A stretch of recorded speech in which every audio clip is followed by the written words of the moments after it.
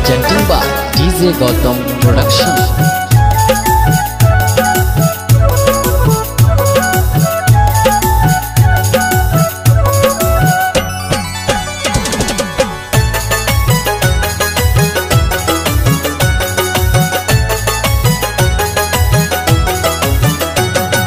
छोड़ दे तू रूपक गुमान गे, छोड़ दे तू रूपक गुमान गे, दिल लगा लेके गोरिया।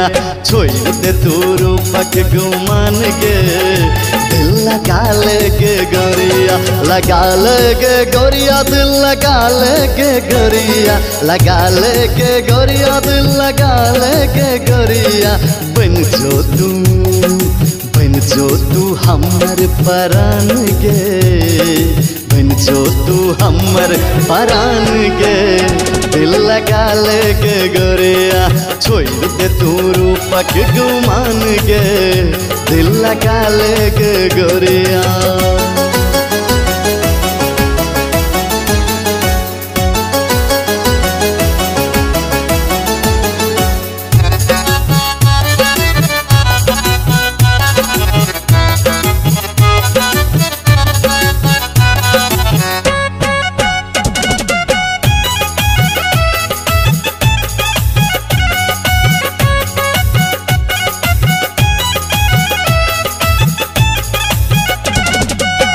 कातिल तो हर दुनू नैना के जोड़ी, जादू चले लग के लग दिल के चोरी।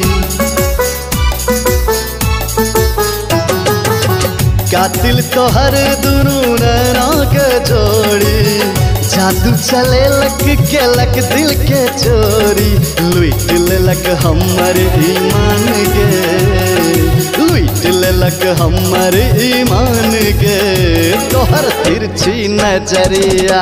लुट ले लग हमर ईमान गे, तोहर तिरछी नजरिया। छोड़ दे तू रूपक गुमान गे, दिल लगा लेके गोरिया।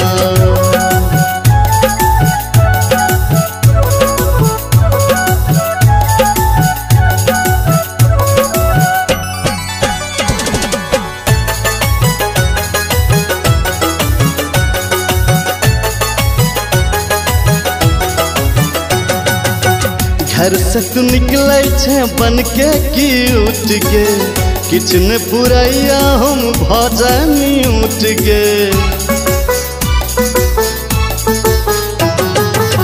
घर से तू निकले छे बन के क्यूट गे, किचन पुरैया हम भजनी उठ गे। रहे न होश ठिकान गे, रहे न होश ठिकान गे, हम काटी अहोरिया।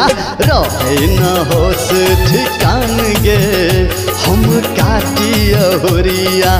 छोड़ दे तू रूपक गुमान गे, दिल लगा लेके गोरिया।